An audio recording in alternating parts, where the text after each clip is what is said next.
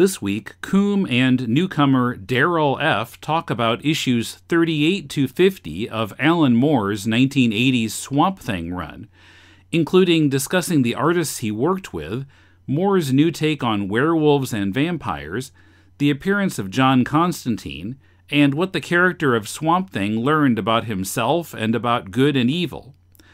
First, I'd like to thank our patrons for keeping this show going. Join them at patreon.com/deconcomics.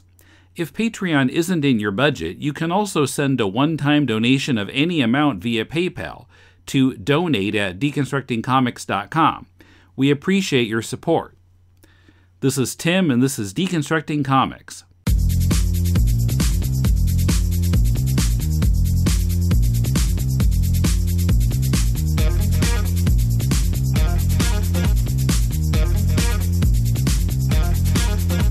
This is Koom for Deconstructing Comics, and I'm with Darrell F., the author of the books Sinner's Dance and After Hours and Friend of Koom. Okay, and we're discussing Saga of the Swamp Thing, issues 38 to 50. Previously on Deconstructing Comics, they'd discussed the Alan Moore issues going up to issue 37, I believe, which introduces John Constantine and the idea that Swamp Thing can regenerate himself by sending his consciousness into the green and growing a new body. So the issues that we're discussing are the bulk of the John Constantine issues in the Alan Moore run of Swamp Thing, and they feature what was called the American Gothic storyline, where Swamp Thing goes across America on the behest of Constantine, fighting these various outcrops of evil that lead up to a massive showdown between the ancient darkness and the ancient light that culminate with that showdown in issue 50. So where shall we start, Darrell? Well, I guess we'll start on the last page of the previous issue, where Swamp Thing is basically saying, hey, Rosewood, Rosewood, that word sounds familiar. Where do I know that word from? And it turns out the Alan Moore Swamp Thing is actually vaguely remembering the Marty Pasco Swamp Thing. Have you read all of those issues? I've read most of them. And Swamp Thing first went to Rosewood in issue 3. And this is something I have to say, but I'm uncomfortable saying it because I don't like going negative. Stephen Bissette has pointed out that when Marty Pasco was the writer, John Totleben and him and Tom Yates said, hey, I have a great idea, ABC. And Marty Pasco basically said, you're the artist, you do what I tell you. How dare you tell me I'm the writer? There is a hierarchy at DC Comics, and for some reason the DC Comics office always wanted to make a superstar out of the writer, and they always really viewed the artist as interchangeable tools. Like, for example, Sandman, over its 75 issues, really suffered because it couldn't keep a regular artist because all the attention was on Neil Gaiman. Right. And the artists were treated so poorly considering what they were contributing. Yeah. And there was nothing Neil could do about it, nothing Alan could do about it. There was something in the water. And like I said, the Marty Pasco Swamp Thing comics are not very good because they're overwritten by someone. Sometimes before Alan Moore gave a more literary cachet to comics, there were people in the 70s and early 80s who felt like they were slumming, like they were too good for comics. So they wanted to show what the good writer they were by overwriting, to the point where you'd see panels that were sagging under the weight of the caption box. And you had a lot of writers who I could name work in the 70s who didn't understand that comics are not movies, they're not novels, they're a blend of words and pictures. Right. And there are a lot of great comics that have sequences without dialogue, just images. And that's good writing. Just because you have heavy caption boxes full of like purple prose doesn't mean it's good writing. And, this is actually kind of wild. The idea of having Swamp Thing have hallucinogenic tubers coming off him was not the idea of Alan Moore. That was the idea of John Totleben. And he offered that idea to Marty Pasco, and Marty Pasco said, know your place. Yeah, no, I've maybe read 1 or 2 issues of the pre-Alan Moore run, and I definitely haven't read issue 3, which I'm guessing involved the vampires that are now living under the water in issues 38 and 39. And you remember that storyline as being pretty bad, is what it sounds like. Yeah, there was a time when I think Alan Moore did an interview with George Corey, and he basically compared Swamp Thing to The Fugitive, and it was actually dead on. You know how in The Fugitive, Richard Kimball is... I know where you're going, yeah. He's looking for the one-armed man, but he finds the one-armed man, the TV show's over. So you know he's never going to find the one. Just like how Gilligan is never going to get off the island, right? And like the Hulk, there was something akin to the Hulk too, I remember. Also, so first off, the problem is Swamp Thing is a human trapped in a bunch of weeds, and if only he could rediscover his humanity. But he's never going to, because in the comic ends. Also, as Alan Moore's run progressed, you know that he found out, partially due to the tutelage of John Constantine and the Parliament of Trees, what he really was and what he could really do. But unfortunately, during the Marty Pasco run, for a superhero, he was very unsuperheroic, where he was strong, which in the DC universe is like vanilla. It's kind of a wash. And when he wanted to travel, he'd have to hitch a ride on a freight train or hide in the trunk of a car full of watermelons. Sure. Well, from what I understand, I mean, I read the Bernie Wrightson issues. They were just basically trying to do a horror comic that capitalized on what was kind of fanishly popular at the time. So they just have these sort of like horror episodes, and Arcane is very much in that mold, and Abby is sort of the damsel is sort of in that mold.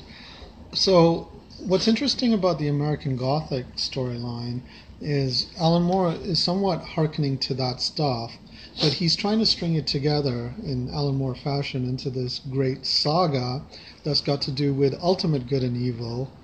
And as he said to Neil Gaiman when he was actually working on these issues, I want to really say something about the Manichaean idea of this opposition between good and evil, because that's in everything from comics to movies to that, North American idea of what makes a story. And he wanted to play with that. And he does. And I guess we should discuss that maybe later on in the podcast, because before we get there, he kind of encounters all of these horror motifs, but in Alan Moore fashion, each one of them is sort of trying to say a commentary about American life. So let's start with the vampires. I'm guessing this vampire story has nothing to do really with the Martin Pasco stuff, except for the fact that it's located in Rosewood, and this is the result of that previous episode where Swamp Thing had drowned the town, I guess. Oops. Yeah.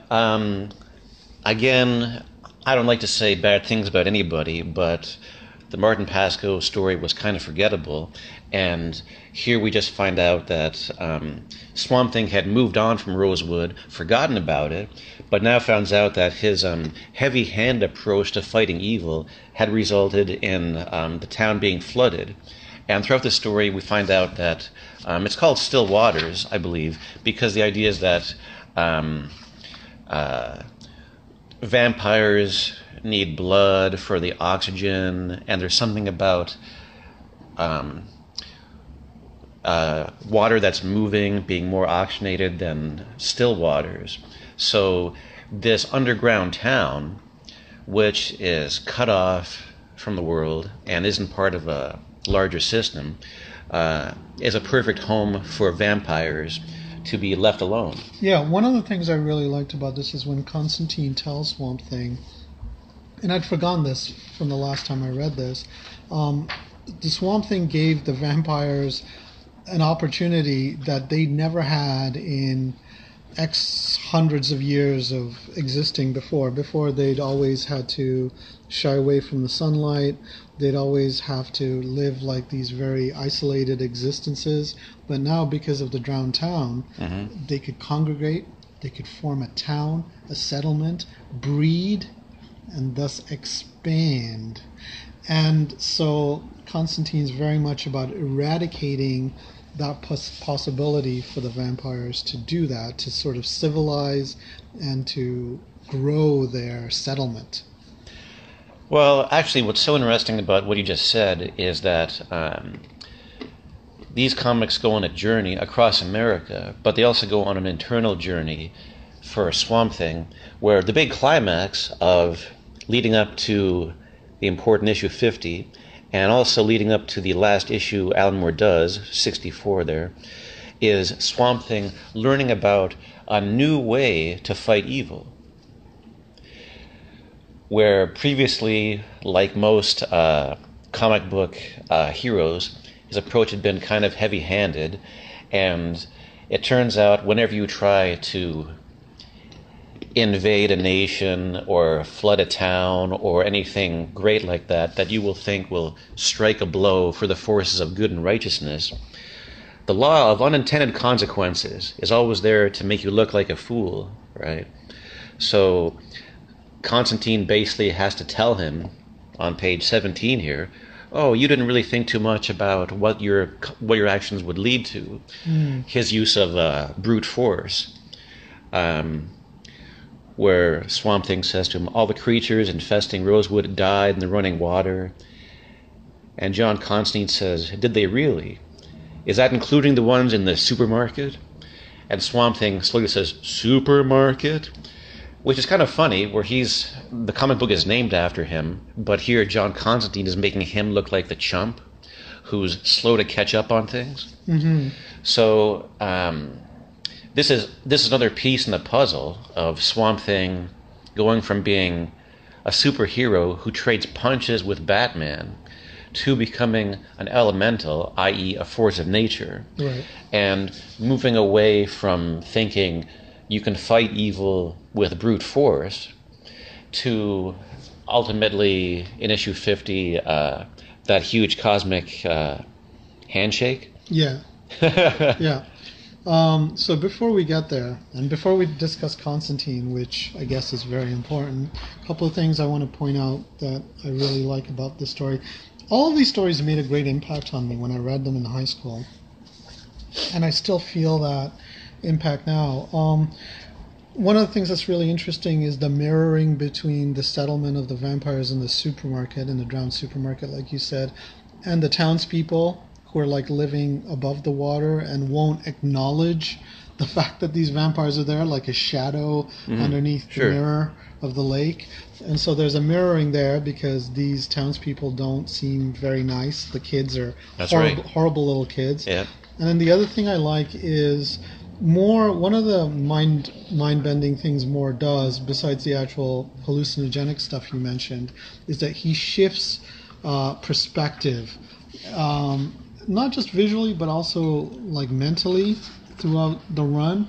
And one of the great moments that just really affected me profoundly is when Swamp Thing goes down into the water, gets destroyed by the spawn of the vampires, and then realizes that he's been thinking too human-like, so he lets his body decay and then taps into the surrounding landscape and really just makes of himself a body of the trees and the vegetation growing on the mountain, and flexes his muscles so that he basically just breaks the dam and just destroys.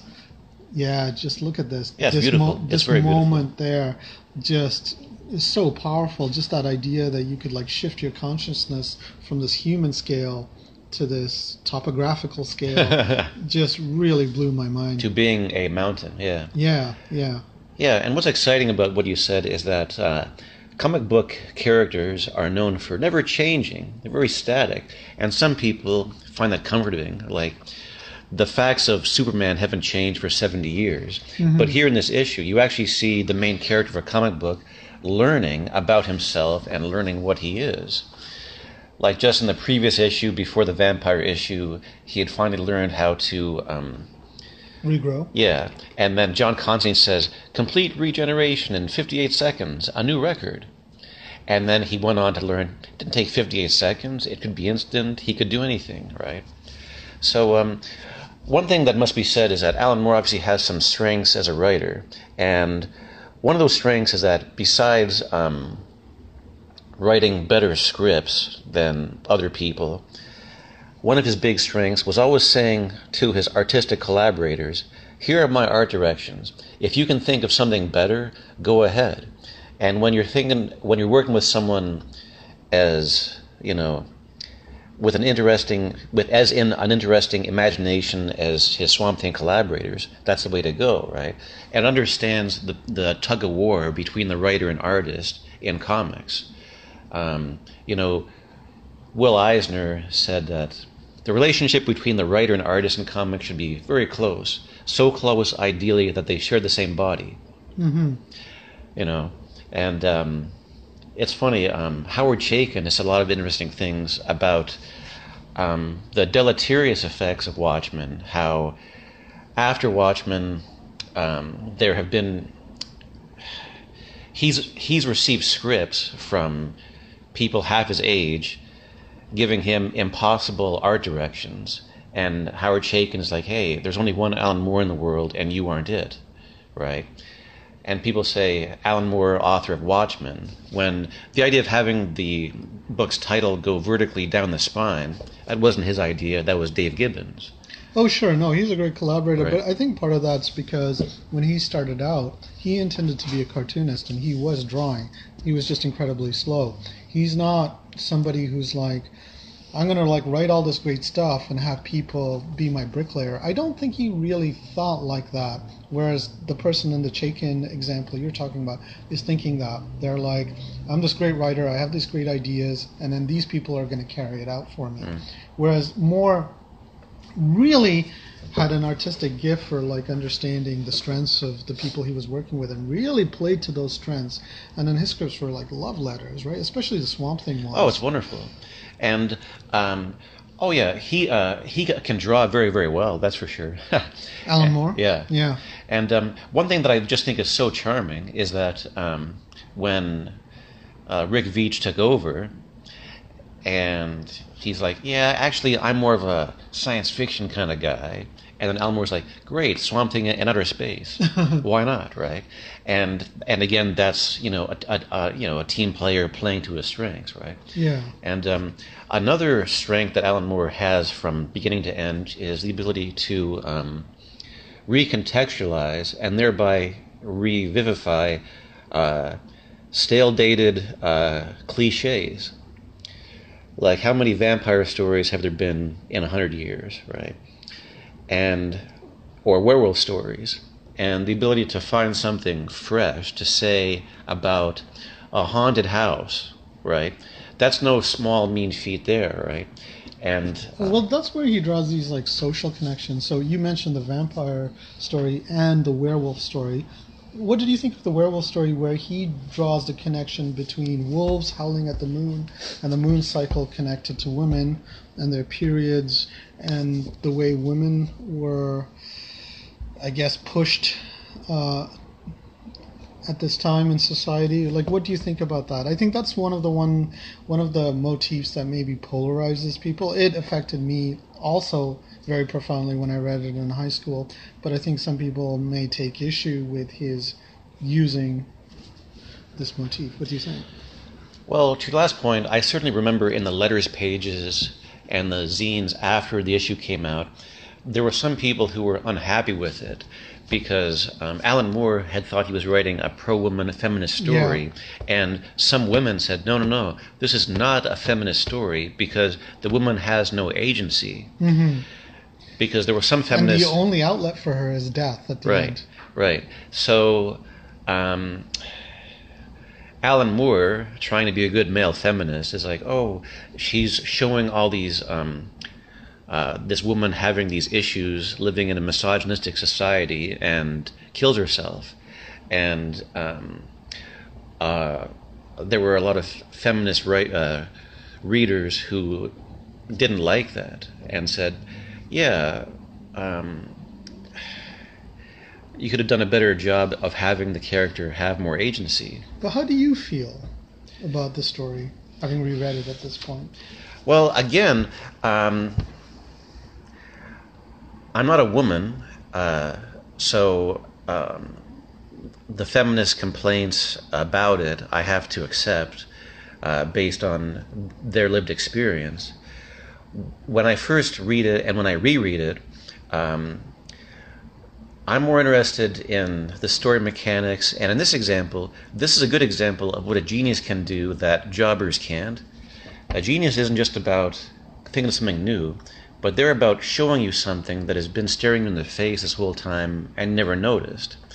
Like, oh yeah, werewolves have a monthly cycle, and so do women. And, you know, the Amityville Horror House was built on an Indian burial site, and here he's referring to a tribe of natives who had a policy of ostracizing their women during that time of the month, and now a modern American misogynist subdivision has grown up on that land. Mm-hmm. So again, that was a good way to take a fistful of hackneyed cliches, and just by giving them a twist, making something brand new and fresh. Except what's different between the Amityville or The Shining is a good example of that, because I think Kubrick did talk about the native stuff as maybe connected to some of the horrors and whatever, is that more really kind of hits home his concerns. So the werewolf in this case is an expression of the woman's rage. That inner rage that she has to like clamp down on and has no outlet except to erupt as this werewolf that like kind of crawls out of her skin, and ultimately can have no satisfaction except to impale itself on steak knives, silver-plated steak knives in the supermarket. And so it's also that, besides the sympathy, it's also the heavy-handedness that I've heard has been complained about, and yet that to me is more really caring about the issue more than actually telling a good werewolf story or a good horror story, whatever that is. Well, it depends, and your mileage, yeah. Also, the attention, the page Koom is pointing at is page 10. It's 10 in the trade paperback of this particular issue, or it's page 142 in the trade paperback, but it might not have been that way in the comic. And before this, the version of werewolf transformation in the popular imagination was Lon Chaney Jr. with the stop-motion fur being spotted on his face. And it's usually a male, like an American Werewolf in London, blah, blah, blah, right? I've never seen it be a female before, have you? Well, actually, I believe this comes from Angela Carter, who Alan Moore was a big fan at the time, who wrote a series of very interesting short stories. Also, this version of the transformation where the werewolf comes out of the mouth and then sheds the skin like a suit, that is from a movie where the name escapes me at the moment. It was called In the Company of Something, I think. But again, that was very fresh, and certainly for Comic Book Nation was very fresh. But in answer to your last question, certainly your mileage might vary. There are some people who find some bits of Alan Moore's stuff too preachy, too didactic. That's the word, yeah. Right? Yeah. Especially as he goes along in the end, people right? Throw at him, yeah. Right. And that argument can be made. But he always thought for him to have enough of a challenge from genre fiction for it to engage him, it had to be subversive and transgressive and play with the genre conventions, which it did from beginning to end. And also, he believed he wanted each of his major projects to examine a dynamic system or a systemic problem in society. Like if I punch you in the face, you can recognize that as violence. But if someone who has rich parents looks down on a poor person and says, "Why don't you just work harder?" That's systemic violence, which is easier to mask, right? So like in V for Vendetta, he wanted to talk about anarchy, different ways human beings can govern themselves. And in Watchmen, he was interested in the Cold War, nuclear weapons, the mutually assured destruction stalemate of the 1980s, these things. And obviously Swamp Thing was his chance to preach about environmentalism, but also explore environmentalism and what it meant by having a plant elemental. So each of these issues in the American Gothic storyline, it's also your chance to have turn up a bat and say, here's my version of a werewolf story, vampire, ghost, whatever. Yeah. But also it's a chance to use it as a way to dissect America. Like, obviously, there's a great story in this book based on the haunted Winchester house, where the widow is haunted by all the people who've been killed by the guns her husband had made. And, of course, that's a way to talk about American gun culture. And even the vampire story is a really interesting way of talking about slavery and racism. Sorry, you're talking about the vampire story. Sorry, I was thinking of the zombie story. The zombie story, right. You're totally right. And the vampire story is also, if you look at it, a nice way to talk about, if not immigration or immigrants, but there was an anthropologist named René Girard who wrote a lot about scapegoating and the othering, and about how I thought of native people when I read that. Great. Yeah. But I mean, it's very up the alley of René Girard about how whatever tribe there is, right, humans find safety in a tribe by identifying what we have in common. And what we have in common is pointing our finger outside the tribe at the other. Sure. So there was a lot of ways in which the underwater vampires were a cracked mirror of the antiseptic American, right, all-American dream suburb. Right. But on the other hand, it also gave you a chance to point your finger and say, I'm not that. We're the good guys. Yeah. Just one thing before we leave the werewolf story that I found really interesting is that after her transformation, she does not kill her husband. She does not kill the person who's made all these, like, who's foremost in the story. I mean, there's other things, like the porn shops and stuff. Yeah. The supermarket with its abrasive sense of her role in life. But the husband who makes all these, like, really nasty cracks and is like a little bully, she does not kill him. And at the very end, before she dies, she asks Swamp Thing. I always thought this guy looks like Neil Gaiman, but I don't think it's supposed to. I'm talking about the guy in the porn shop on page 18 when the wolf breaks through the window. Like, she asks him at the end if her husband is okay. You know, and she says, was Roy all right? And Swamp Thing says yes. And she says, good, that's good. You know, like, she still cares about him at the end. And I thought that was really interesting and complex. It's not, you know, an obvious thing. So we mentioned the slavery and racism story on the plantation briefly, but we should also talk about Constantine.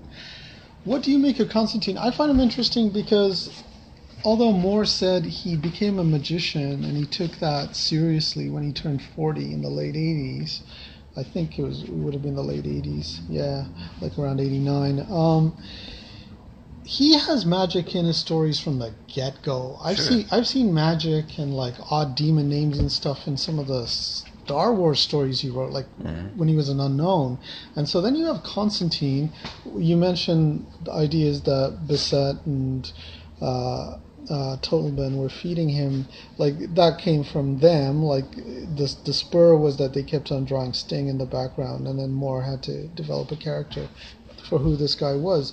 But the character, to me, is a really interesting one to look at, because I don't know about later iterations of him. I don't really care. But here, he's a real manipulator, and like he says, I'm a nasty piece of business, chief. Ask anybody. And, you know, throughout the storyline, he pulls some shenanigans that have some real dire costs. And he's a really interesting character. is he a real magician? If so, what is the nature of his magic? What is the nature of his potential and his abilities? Is it all in the manipulations of other people and forces around him? Does he have true capabilities himself? Like, what do you make of Constantine? Well, Alan Moore did a long interview with Dave Sim in the back of Cerebus, where he sort of answers some of your questions in terms of when he turned 40, his filing cabinet full of odd things had got bursting to the point where he had no choice but to become a magician, where things were just leading him in that direction. And then that led to what I think is the really great stuff like The Birth Call and Snakes and Ladders, where it led him from using magical people as just a storytelling device to being a way to investigate the nature of consciousness, art, language, all that fun stuff. So Constantine is of a piece of that. But also, if you notice, Constantine provides a very important narrative function, which is he is a way that Alan Moore can dump on you a whole bunch of exposition without you noticing. Because check this out. He takes over Marty Pasco's Swamp Thing and says, this is kind of a dead balloon here. I want him to be a plant elemental, to have a lineage, to have this, that, and the other thing. And if you just say that, that would involve a whole lot of exposition, which would break the spell. But instead, this gentleman appears out of nowhere and says, I need to conscript you into my army against fighting the force of darkness. I'll teach you as we go. Just try to keep up. You're absolutely right that he's useful as a narrative device. But what do you make of him as a person, and how invested do you think Moore is in him? Do you think he reflects Moore in any way personally? He is an Englishman. That's an obvious choice. Right? Sting is in English. Yeah. I think he may have been a helpful avatar or a signpost on Alan Moore's journey to embracing magic a bit more wholeheartedly. And I think the first couple of years of the Hellblazer comic, which were done by a friend of Alan Moore's, Jamie Delano, were pretty much right on the money in terms of keeping the same flavor, where there were times in the Hellblazer comic when... But he was more sympathetic in those issues. He wasn't as much of an outsider. You never really identify with Constantine here or really get a beat on him. He's very much an outsider. Well, I think that is because even from his first appearance, he knew what was coming leading up to issue 50 with this huge cataclysmic battle going on. So he didn't have time for niceties or for following the rules. So... in fact, later the issue with the... So you're saying the circumstances, the ends justify the means in terms of Constantine. There is one issue which is told, not totally narrated from Constantine's perspective, but to a great degree. And that's the most sympathetic one.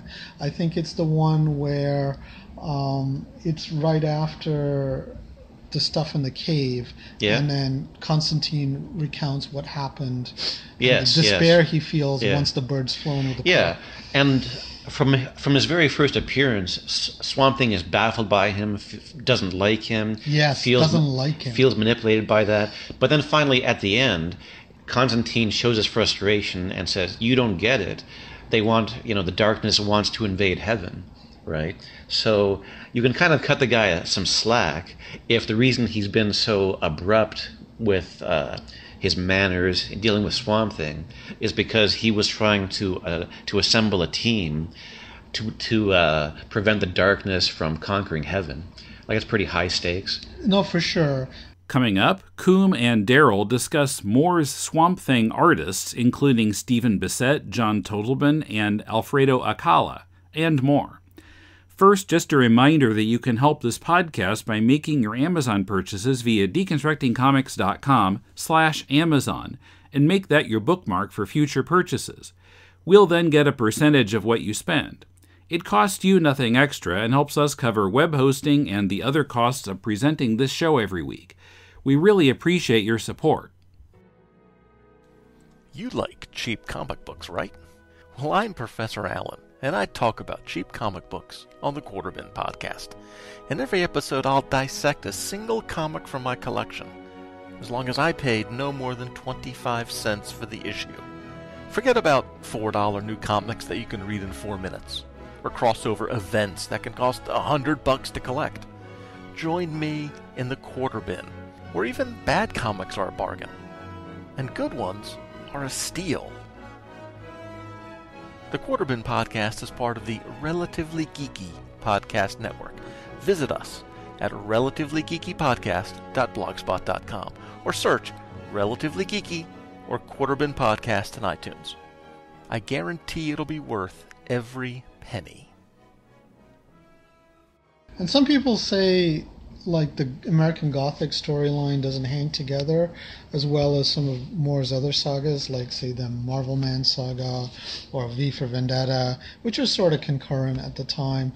But I really like this saga. I mean, I think the problem is when you read something that's affected you so profoundly at a young age, you can't ever shake that profundity because it's become a part of you. And so I have trouble kind of really viewing this objectively. I do think it goes and fits and starts a little bit, and that Crisis crossover is like horrible. That really kind of is like Alan Moore trying his best to shoehorn whatever, directives he's gotten for that into the storyline. But I was just curious, do you think it hangs together as a saga really well? Well, again, your mileage may vary on this, but in my opinion, this stuff is great, and I think Alan Moore's work on Swamp Thing holds up to the test of rereading very well. I think you can read it over and over, and it still works. And I don't even have a problem with the Crisis crossover. I really don't. And the American Gothic, I think it functions the way good art should, where it is capable to be read in more than one way. Where obviously if a story is just one thing or has one answer, it can't be art, it's propaganda, and art has to have mystery and multiple layers. If you want to read these issues as one-shot stories in which Alan Moore goes through his closet of horror tropes and does his take on them, you'll be very satisfied. But also it does work as Constantine's and Swamp Thing's road movie across America, leading up to a huge cataclysmic payoff. Yes. That does work. Which is very American in one way, even though Alan Moore's trying to subvert that.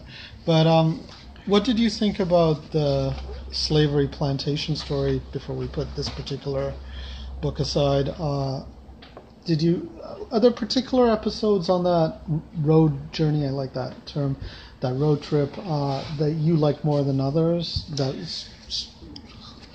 rang true more than... Well, it's funny. There was an issue in which Alan Moore encountered a serial killer. And right. And Dr. William Gull is also a serial killer. He just happens to be much more erudite and eloquent and educated than this particular serial killer. And have this page. Yeah. And that comic where Swamp Thing met that serial killer, maybe it wasn't profound or all that stuff, but it was just a well-told story. Sure. With a lot of good turns, great scene setups, great payoffs, and I really believe that, in this vale of tears, a well-told story is no small thing, and I don't think they're... So the serial killer episode kind of is the one that really stands out for you the most? Well, I just like the storytelling mechanics. I think... Of that particular... Yeah. And, so let's flip to it. Give me a number. Yeah, give me a number. This one too. Yeah. I love that one. Yeah. Actually, I'm not sure if this counts as being part of the American Gothic officially, but... This is when he visits Abby. Yeah. Poor Abby. Oh, yeah. She's like, stay off the carpet, stay away from the windows. Yeah, the story where he meets a serial killer is called Boogeyman. Yeah. And, again, this is the mystery of art, where... If you say, what is Citizen Kane about? And I say, it's about a kid who lost his toboggan, that doesn't do it justice. That's not what it's about. It's about the ride. It's about the journey. It's about how well it's done. So here you have a real dream team. You have Alan Moore, Steve Bissette, Ron Randall, and John Totleben doing great art, great page design. Let's not forget Tatiana Wood, Wally Wood's wife. Yeah. Doing the colors. Yep. Gorgeous colors. Doing a great job. And everything here is just so great. There's a bit where John Constantine is out and about, and John Constantine happens to run into Batman. And an early plant of Mento, who later plays, he's the guy with the helmet. Yeah. In the later, and you can already see he's drinking, and anyway, go on. Yeah, and of course it has beautiful hatching, not cross-hatching, hatching by John Totleben, which he's a master of. And I noticed that they tried to kind of keep that consistent. So even when Totleben wasn't doing some of the issues, they'd have Alcala do some of that hatching, or Ron Randall doing some of that hatching. Oh, and the thing is, with hatching, the lines have to be absolutely parallel, otherwise it just looks messy. And have the right texture and balance. And it's a skill that we should really salute. Yeah, it's great. Yeah, it's great in this issue. And then of course, the serial killer goes into the woods, which is always a mistake. Never go into the dark woods. Nothing good ever happens in the dark woods. And he slashes out a deform, cuts off the hand, and out of the hand grows tendrils, vines, branches, and a new Swamp Thing, who's rather angry. And it's just a well-told story, Yeah, it's funny, because to me that one always seemed like a bit of an oddity. Like, it's not a two-pager like some of the other ones, like with the vampire or with the slavery. So the stuff that sticks out to me is not the serial killer bits, but this page where you see that splash of his face blending into the night sky, and the visit to Abby and the little moment between them, which is great, because a lot of times, although Abby's a great character, she doesn't really get a lot of definition in terms of really individuating her, and most of the time the relationship is in full-on love mode. So when you get something where they're sort of at crosses with each other, I thought that was really great. The Alan Moore serial killer one, unfortunately, I think I read it for the first time after the Gaiman thing with the serial killer convention. The serial killer convention? Yeah, and so because Gaiman, I think, stole that from Moore, I could never really read this without thinking of the Gaiman one first, right? Yes. Well, also, I have to say again that comics being a visual medium, there's nothing that substitutes for the experience of having your eye be led across the page in that way to control where your eye is being directed, the speed you're turning the pages. And that serial killer story, I think it is a great showcase for Steve Bissette, who I think really had a supernatural gift for page design. Yeah. And all those shards and the way they flew. Yeah. And he would do these pages where the panels looked like shattered glass. And after Swamp Thing, Alan Moore kind of disowned fancy page layouts and said he wants his camera in the frame to be like a static proscenium arch and shouldn't be flashy. And of course, why was it Swamp Thing that made him kind of turn away from that? Because I've noticed that in the later stuff. Well, it's kind of funny. It's very articulated later on. Sometimes an artist likes to give himself a certain formal restriction just to have that wall to play off of. Like, for example, in V for Vendetta, which he started way before Swamp Thing, he famously said, "No sound effects and no thought balloons." Just said, those are crutches. If I knock away the crutches, can I still walk without them, right? And I remember interviews where he said that the panel design should not, I think it was because he wanted to do stories that were more meaningful for him, and he thought that he has a message, and he didn't want crazy panel designs like, the Steranko end of the spectrum to be a distraction from the message. And like, for example, V from Hell, which is obviously a more mature, quote-unquote, work, had that 9-panel grid, which was a formal restriction, but also gave that work a certain rhythm, like and a real sort of melody, bum bum bum bum bum bum, that you could have fun with. And also, I think maybe it's just because, Alan Moore is restlessly curious, always wants to challenge himself, and doesn't want to repeat himself. So I think on the one end, maybe just said, I did that, I did it well, now it's time for something new. And also, again, that's just something Steve Bissette was a master of. Yeah, and it's one of the things I really love about the Swamp Thing stuff. And some of the other artists did try to kind of emulate that as well, yeah. The rhythms. And that's again why people who love comics, why they love them. It has certain strengths that other storytelling forms don't have.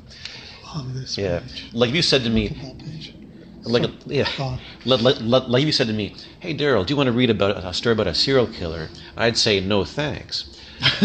But if you say, do you want to read a story about a serial killer drawn by Steve Bissette? I'm like, absolutely. Sure. Because it isn't just spoiler alert. The serial killer gets his comeuppance at the end. It's about how it's done, and how inventively it's done, and how, although Bram Stoker wrote Dracula in 1888, and that's a long time ago, if you're smart enough, you can still find something fresh to do with that form. And there's a certain joy in that, Mm-hmm.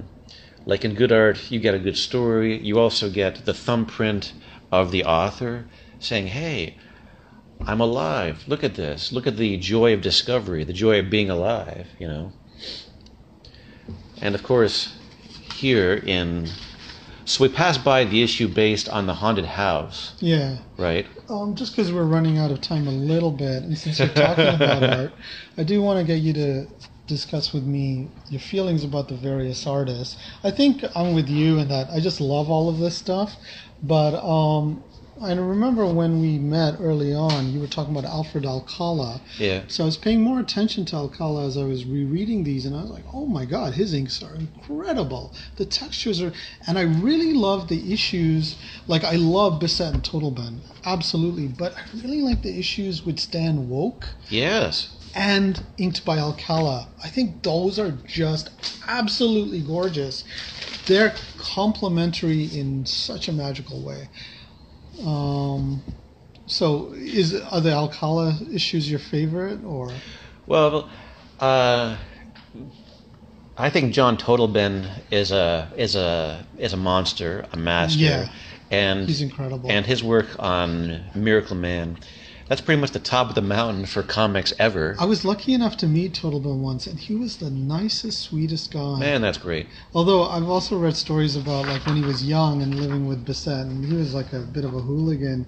They'd like shoplift meat from supermarkets because they were really poor and stuff. Wow. Yeah. And it's funny, on Swamp Thing, Steve Bissette was famous for having problems meeting the deadlines, where you see these pages and they're so beautiful, and it's kind of a drag to think that some corporate type is saying, I need a page that's this good, basically every day, yeah, or else. So these guys were not compensated well for that. And the thing about Alfredo Acala, he was so prolific and able to do so many pages that before he came over from the Philippines, DC assumed that Alfredo Acala was a pseudonym for a whole gang of guys in the Philippines, because they couldn't believe how prolific he was. How prolific was he? How many pages could he do? This is a funny story. Joe Orlando went to Philippines on a talent search and found, Alex Nino, Nestor Redondo, and all these people. And then Joe Orlando said, hey, Alfredo Acala, how many comics can you do in a month? And then Alfredo Acala said, I don't know, 10 or 20? And then Joe Orlando said, oh, there must be a language barrier here, right? So he's saying like he could produce an entire book in a day? Yeah. Oh my God, how is that possible? So then Joe Orlando showed him current DC Comics by Jim Aparo or whoever said, no, this is what I mean. I need this, right? And then Alfredo Acala looked at it and said, oh, in that case, sorry, 30 or 40? And he was just insanely productive and had a long career doing Conan stuff, right? But he was the guy in DC when a book was running behind schedule. You'd call him and he'd solve your problem. But the Stan Roach issues, which happen to involve forests and all that great stuff, they are so moody and have such a depth to them that are so convincing and persuasive. And, it's funny, like Totleben, he's so wonderful. And Alcala would also have those textures where, comics were a business. Sometimes there'd be inkers where you can tell this guy just either didn't have the chops or didn't care that much, where he's like, I've got a deadline, I'm not getting paid that much. And Alfredo Acala was just fantastic. And of course, like I said before, I think Alan Moore, Rick Veitch, and Alcala is a real dream team of mine. Mm-hmm. It's really beautiful. And I'm not sure I'm up to date on current comics, but just the amount of depth you could get here, and you would ask me my favorite issue. I'm not sure if this qualifies as being part of American Gothic, but the Parliament of Trees issue. It's part of that storyline. Yeah, I was going to bring that up next. Go on. That is actually a real highlight of mine. Me too. And it's a fill-in art team. It's not Totleben or Bissette, but it's just, it's Stan Roach and Ron Randall. And it's such a great story in terms of great page design. And once again, that perspective, that where Moore shifts that perspective from the horizon that Swamp Thing's used to so much more. Like the world, the universe is so much more, Yeah, and it's so funny how certainly people who spend a lot of time in comic book shops or grew up there are used to multi-issue storylines and comics that you follow, and the ending doesn't pay off. And this certainly, leading up to issue 50, certainly does pay off. Here you have Swamp Thing going to the Parliament of Trees for advice. He gets the advice, and John Constantine scoffs and says, I can get better advice from a fortune cookie. Yeah. But it turns out when the chips are down in issue 50, that advice is the advice that saves the day. Yeah. After brute force has failed. Yeah, so when they approach the ancient evil or the original evil or the darkness or whatever you want to call it, it turns out to be a giant hand, right? And each of these characters tries to do battle. Dr. Fate, the Spectre, I forget who the other person is. And then they're all kind of thrown out because the evil's trying to learn about itself. Mm-hmm. What is the nature of myself? What is my role in life? Etc. And Swamp Thing is the only one that he takes the advice from the Parliament of Trees, which is, where is evil? In the soil? Is it in all of the wood? Like aphid eats leaf, right? Something else devours the aphid, like blends into the soil, etc. And so he carries that message into the heart of the darkness that's coming, and discusses his own doubts, his own inability to understand the purpose of life and the nature of good and evil and the things that he's troubled with. And because of that, because he comes without hostility and without kind of pretension and assumption, the darkness lets him go.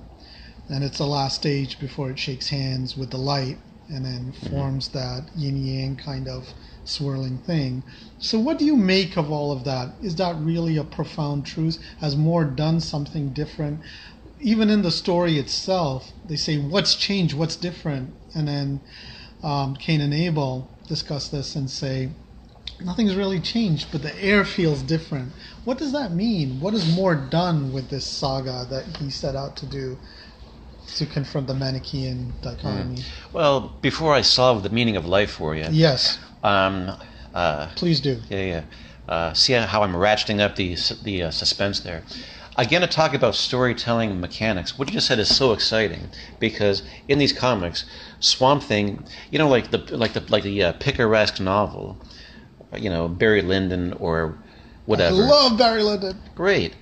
That was kind of like in the prototype of the novel, the guy would go on a journey through space to different places for a purpose. The purpose was to learn more about the world and himself. Yeah. And you don't get that a lot in comics. Certainly you didn't then. Like, for example, Batman never learns anything. Never. He's locked in, right? That's the key to his success. You keep it simple and you keep it safe and the same. Batman is a rich guy who punches out poor people under cover of darkness and has a cool car and has all these things you'll never have. He's not going to wake up one day and say, oh, maybe I should join the Peace Corps and fight evil that way. Well, he does a little bit in The Killing Joke, but once again, that's Alan Moore. So here, with the advice from the Parliament of Trees, it just reminds me of what you said about the curse, where the woman has the power, wants to kill, somehow, even though it's hard for her, she chooses not to. And then, of course, in V for Vendetta, which that book has a lot of problems, but they do have conversations about, no, violence isn't the answer, or maybe just not so much, maybe not so, And then there is this journey towards putting away comic book violence to something else. And again, that works, if you wanted to, as a critique of the culture at large, about how many of our knee-jerk solutions to fighting evil are comic booky simplistic. Whether it's 19 people from Saudi Arabia attack the World Trade Centers, let's invade Iraq, and that won't solve the problem of evil, but it will make us feel better for a while, and will unite the tribe. And gain some people very vast riches and capital in the process, So the Parliament of Trees, they have chosen to put down roots, and instead of being active in the world, to be in one place and contemplate and to just be, instead of trying to use their power to force change. And again, that's kind of right on the money, in the sense that if you look at history, all the bad guys, they didn't think they were bad guys. They thought they were the good guys who had good reasons. So, certainly thanks to technology and social media, our current culture is even more knee-jerk, politicized than it was back then. And it's easy to find people who are sure that I'm right, and if you don't agree with me, you're morally suspect, you're part of the problem. And the Parliament of Trees says, no, you're further ahead just contemplating and being still. But yet at the same time, that inaction in the face of the cataclysm that's coming seems to be derided, not just by Constantine, but there's something about the feeling of the issue itself. Instead of being this great arrival place for Swamp Thing, it becomes something that leaves him kind of empty, and the reader as well. The issue that does do that is 64, which you mentioned before. Yes. Issue 64 it's kind of funny. It's Alan Moore's swan song to Swamp Thing, and also his swan song to DC, and that whole American comics world, in which he kind of says, this whole thing of solving problems with your fists, I'm putting that to bed. And there's a very good question, and the question is, if someone has as much power as Swamp Thing does, which is basically as much power as Superman does, to stop time, to destroy a mountain, then why did you let this tragedy X happen? Why didn't you just fix everything? Right. And it's quite the good question. And the answer that Alan Moore leaves in 64 is that, even if I could, that really wouldn't make you as happy as you would think it would. It's kind of like in theology, there's the problem of theodicity, which is if God is all powerful and all good, why do bad things happen? And it's certainly one of the oldest questions in town. But it's maybe the oldest question, if you ask sure. me. So, in terms of wrestling with your soul, anyway. Yeah. So at the very least, if we can't solve that huge question, the way this question is dealt with does, I think we can glean a bit from it about Alan Moore's views on it and his views on America, and that maybe, brute force has had its time, and every time the good guys have used brute force to fight evil, the law of unintended consequences was there to go, oops, like World War I, before it was called World War I, was called the Great War. The War to End All Wars. And the War to End All Wars, yeah. But the War to End All Wars gave birth to World War II. Oops, and so it goes, So when you say Swamp Thing and Constantine were kind of let down by the Parliament of Trees, they were hoping for more, that's culture shock, right? It could be, or it could be, I don't know. I think that question is unanswerable. Like, why is there evil in the world? Why do bad things happen? I think, like, no matter how much you rationalize the world, even if you have the most rigid worldview of good and evil, and, like, say you're Christian, you're going to go to heaven if you do right. X, Y, and Z, it still doesn't really account for why the world is the way it is and why it continues to puzzle us, surprise us, destroy us, etc. I think ultimately all you can do is you can come to terms with it and your place in it. You can't really come to an answer.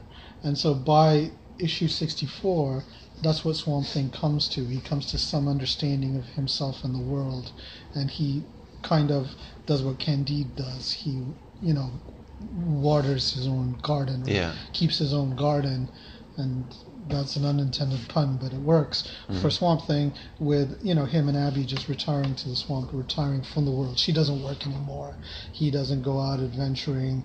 And then, of course, when Veitch takes it over, then he does other stuff. But you can't really answer that question of why is there evil in the world, because ultimately it's a question that's born from our perspective as being consciousnesses, living in the world and dealing with our own set of problems, as opposed to being a tree or a sun or whatever, right? And so all you can ultimately do is come to some kind of peace with that. And the Parliament of Trees have come to their own peace, where they've absconded from the world, and they don't even really talk anymore except for that one tree. He has to go deep into their root consciousness to even be able to thought talk with them. But you did say you were going to talk about we didn't even get to talk about the Brujeria, which I love. Now, I never finished Bruce Chatwin's book. I intended to, and I began it, but I never finished it. But I love what he does with those witches, the Invunche and the Brujeria. But you were going to talk about the meaning of life. You said that we would get to what that ultimate, resolution was in this saga and how you feel about it and whether you think it... I mean, what I've sensed in our discussion is you see a very anti-violence, not anti-violence, but you can't really kind of change the world by acting on it with physical force, as kind of coming out of what you take out from it. Well, I think it's a little bit of a higher level of sophistication to go from looking at acts of violence, like the Joker punching Batman, to systemic violence, like things like class, like how if you come from a poor family and don't have these certain opportunities, you'll have different outcomes, but all these assumptions are just kind of made invisible. It's funny, in the American South, they were always thought of as being less intelligent, and then John D. Rockefeller, 100 years ago, investigated and found out that these people were so poor they didn't have shoes, and they were getting tapeworms on their feet that were sapping their strength, and that's why they had lower test scores. So he bought them shoes so they wouldn't get tapeworms, and their test scores went up. But before that happened, the assumption was, oh, they're just white trash swamp people. Of course they're stupid. Of course they don't go to school. So that's an act of violence where it's not as flashy or as interesting as John McClane jumping off the building with the fire hose. And it's so less glamorous and also sort of more ubiquitous that it becomes actually invisible. So I'm just such a fan of good stories and all the different valuable functions they can do, personally, societally. If Alan Moore wanted to preach a sermon about everything that's wrong with America, that'd be a lead balloon because no one likes being preached at. But if you get a story that allows you to take the stalest of cliches and use that as a way to sort of talk, even on a not quite conscious level, about the assumptions that make a nation or a tribe or a society, that's just good storytelling. And then the decision Alan Moore, Swamp Thing makes in chapter 64 to, instead of being the world's savior, he finds more value in trying to be a good husband. That's a very satisfying ending, you know. From the beginning to the end, it's a great ride, and it's very satisfying. Yeah, I mean, in terms of actually making an effort, you're right. All of these characters who try to actually fight the evil kind of fall flat.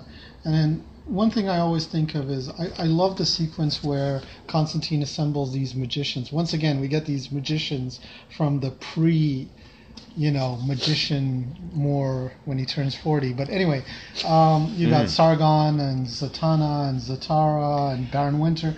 And then two of them die. And then one of them, Mento, who's not a magician, is pretty much ready for the loony bin as a result of what Constantine said. He didn't need to do any of that because ultimately the dark and the light were just going to shake hands and then sort of clear the air. And so what do you make of all of that? Well, what you just said, John Constantine wasn't sure how things would go. He was doing the best with what he had, and he thought, hey, I have this certain skill set. I'll round up the best wizards in town, and we can use our psychic energy to hopefully strengthen the good guy's hand. And I think that's what his attempt was. I hear you, but what I'm talking about is more building up the stakes. And when you finally get to it, you get this kind of undercutting of all of that, which I really like on the one hand, but on the other hand, I don't know what to make of it afterwards because that sense at the end of what has changed, what's different. Ultimately, very little has changed. The DC universe rolls along as it always has, good guys punching out bad guys. And even when you get to the next Alan Moore storyline, it's Swamp Thing who's like fighting Batman, who's fighting the authorities because of that social stuff. And then he's sent out to space. Some of the space is not typical, I grant you. But, nothing has really changed. Except there's sort of this like one-off statement about the nature of good and evil. This is a very Buddhist thing, like one can't exist without the other, yin-yang. Well, the funny thing is, it depends on what you think of as being the end of the world and what you think revelation means. For example, what you just said, look at Promethea. In Promethea, they say, oh, guess what? The world's going to end. And then the world ends, and after the world ends, everything goes on the way it did, except everything has a bit of a different flavor and a new sort of intensity, and the individuals in the world have a bit more knowledge about who they are and what it means to be alive, right? Yeah, that's a very Alan Moore thing, for sure. It kind of reminds me of The Great Divorce by C.S. Lewis, where it's a book where people take a bus ride to heaven, and some people like it and some people don't. And some people say, it's not for me, I want to get back on the bus. And then some people get off the bus and walk around, and they say, wow, I've never seen anything this green before. The green is just so much greener here, and the grass is just so much grassier, and everything has this heightened sense of reality to it that takes some acclimatizing and getting used to, right? So the ending is kind of like Promethea territory, where Alan Moore is saying, you know, the revelation is there for you if you want it, right? And if you want to turn away from it and go back to cops and robbers, action, reaction, you know, Batman versus Joker, you can. That'll be too bad, but it's your choice, kind of. So I think in terms of end of the world scenarios, it's actually pretty satisfying. Yeah, I hear you. I guess I don't know. I don't find it a letdown because once again it affected me so profoundly when I was young, and of course to me this issue 50 matches on with that Swamp Thing annual where he goes down into the underworld to get Abby, and I always loved that. That was just such a mind-blowing issue for me, and this is more of the same in terms of exploring the afterlife, the underworld, the hinterlands of existence, what have you. But let's just be grateful for all the many different layers on which it does work, you know. If you were a precocious 13-year-old boy and wanted to get good value for your 75 cents, you'd be very happy. It's a great story. But also, like I said, it also does say something about our culture, the human heart, how we think of good and evil, how we think of fighting it. So yeah, there's a lot to get out of it. Sure, it's great. Yeah, that's a great note to end on, unless there's anything else you want to say. Well, I'm sure we could ramble on for longer, but thanks for listening. Yeah, that's great. Thanks, Darrell.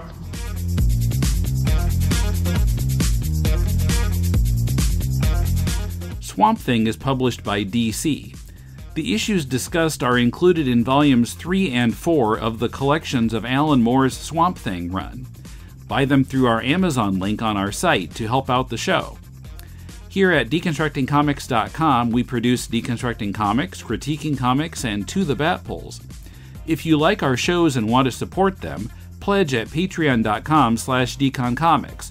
On Patreon, you can hear Spider-Man 1963, a bi-weekly issue-by-issue look at the first year of everyone's favorite wall crawler. It's available to patrons giving at the $5 level or higher. Patrons get a special feed address that works with most podcast apps for easy access to the patrons-only content. Join the fun by backing us for $5 a month or more at patreon.com/deconcomics.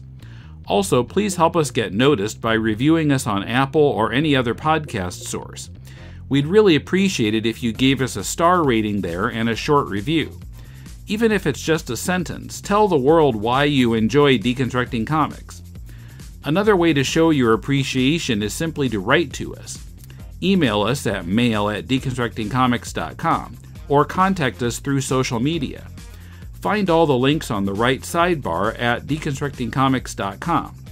We're also on the Comics Podcast Network at comicspodcasts.com and on comicon.com, where our new episodes usually go up a few days before they appear in our feed.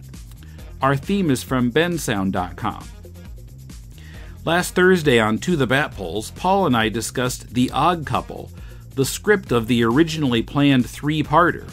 What was lost in changing the three-parter to a two-parter and a one-parter? Listen to the Bat Pulls in its own podcast feed on Apple Podcasts or other podcast apps, or at tothebatpulls.libsyn.com. If you're looking for some constructive feedback on your comic, send it to us and Mulele and I will critique it on our spin-off podcast, Critiquing Comics. Send it to mail@deconstructingcomics.com. We'll read at least 30 pages of it and critique it on the show. We'll be off next week, but in 2 weeks, Kumar and Dana will be here to discuss Chris Onstott's successful webcomic, Achewood. Till then, this is Tim, and thanks for listening to Deconstructing Comics.